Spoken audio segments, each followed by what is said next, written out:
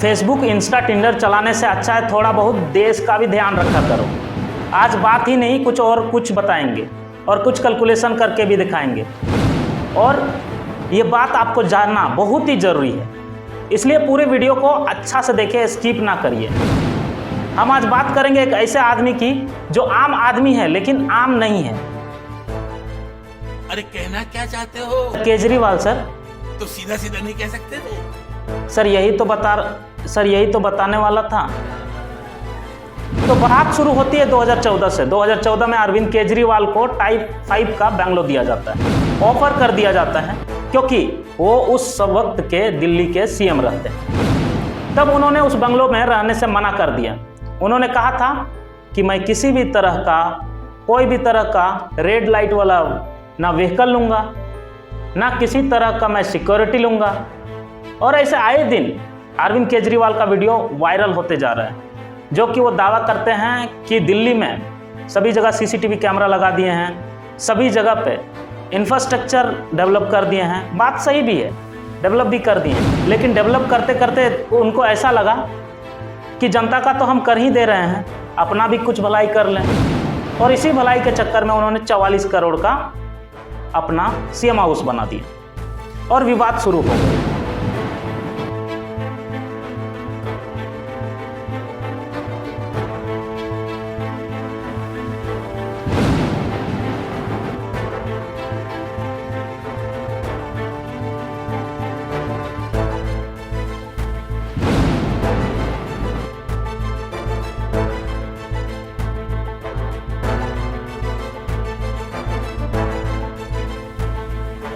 हम फिर से शुरू में आते हैं। आम आदमी के लिए इतना बड़ा बंगलो जरूरी नहीं है, ये आम आदमी पार्टी के मुख्य यानी कि अरविंद केजरीवाल जी ने कहा था।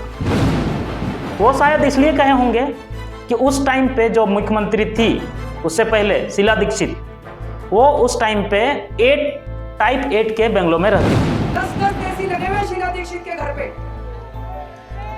उसकी बिजली का बिल कौन देता है? हम देते हैं उसकी बिजली का बिल, हम देते हैं शीला दीक्षित के घर के बिजली। वो बंगलो दरअसल बहुत बड़ी होती थी और जनरली उस टाइप के बंगलों को केंद्रीय मंत्री को दिया जाता है। दिल्ली के लोग कुछ ही दिनों बाद सब कुछ भूल गए, अरविंद केजरीवाल भी भूल गए। लगा कि सब दिल्ली वाले भूल गए, तो चुपचाप उन्होंने 2015 में वहाँ से शिफ्ट हो गए सीएम आवास में। और वही सीएम आवास को आज बहुत बड़ा इंफ्रास्ट्रक्चर लेकर के तैयार कर दिया गया। अब वहीं से मुद्दा शुरू हो गया। तो भैया मैं बता दूं कि बंगला दरअसल अपने सीएम वाली सैलरी से नहीं बनाया, आपके और हमारे जैसे लोगों के टैक्स से बनाया है।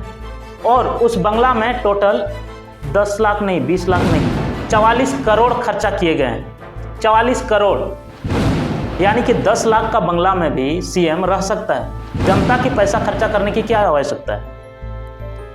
इस महल में सेंसर डोर है, वियतनामी मार्बल यानी कि डीएल पेरल मार्बल लगभग 1 करोड़ 14 लाख का लगाया गया है। 10 लाख की टीवी, और एक टीवी नहीं है, 2-4 टीवी होगी, और 45 लाख का पर्दे।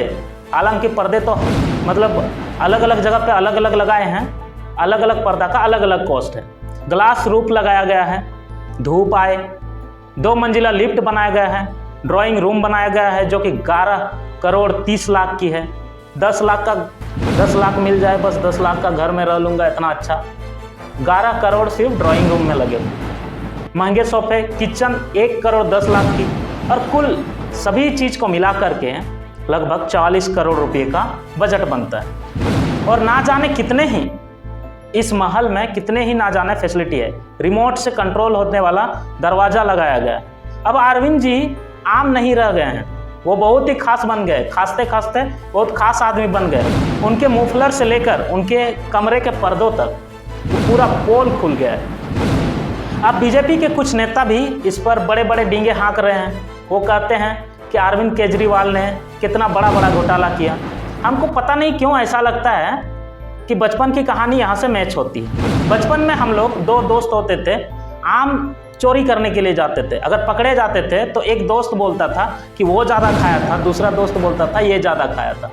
और ऐसे में हम लोग मार से बचने के लिए वो ज़्यादा ये ज़्यादा एक दूसरे पे क्लेम करने लगते थे। इसी तरह आम आदमी पार्टी और बीजेपी की अभी कुछ चल रही है। आम आदमी बोलता है भैया मैंने तो मरम्मत करवाने के लिए सीएम आवास में पैसा खर्च किया, आप तो भ्रष्टाचार ही हैं। बीजेपी कहता है कि इतना बड़े भ्रष्टाचार नेता मैंने देखे ही नहीं। 40 करोड़ रुपए खर्च करके अरविंद केजरीवाल जी की जो सरकारी बंगला है उसका रिनोवेशन किया गया है। का बना था वो 80 साल पुराना 1942 में बना हुआ था। दूसरी बात, एक नहीं 3 घटना हुई उस घर के अंदर। वेरीफाई करने जाएगा।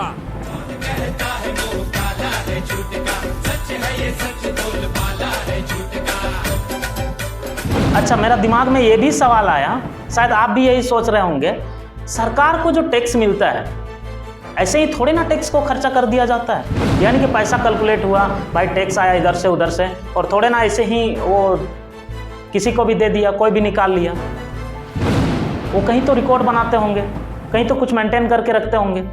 तो हम बता दें कि ये सभी काम जो इंफ्रास्ट्रक्चर के रिलेटेड होती है वो PWD के देखरेख में होती है। PWD यानी पब्लिक वर्क्स डिपार्टमेंट, हिंदी में बोले तो लोक निर्माण विभाग।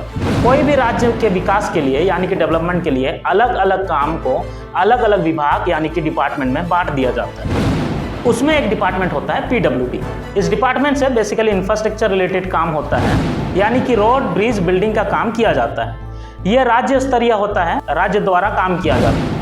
ये डिपार्टमेंट स्कूल और हॉस्पिटल का इंफ्रास्ट्रक्चर भी देखरेख करती है। अब सवाल आता यहाँ है कि आखिर 44 करोड़ रुपया आखिर मिला कैसे, और यही तो आता है मेन ज्ञान। दरअसल PWD से एक बार में पैसा नहीं निकाला गया, थोड़ा थोड़ा करके सेंक्शन करके थोड़ा थोड़ा पैसा निकाला गया और सीएम हाउस बनाते चले गए।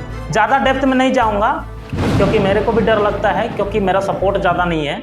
फिर ज़्यादा बोलूंगा तो पता नहीं क्या ही हो जाएगा। 50 बार बोल रहे हैं, पढ़ने निकले वाले छात्रों को राजनीति से दूर रहना चाहिए हैं?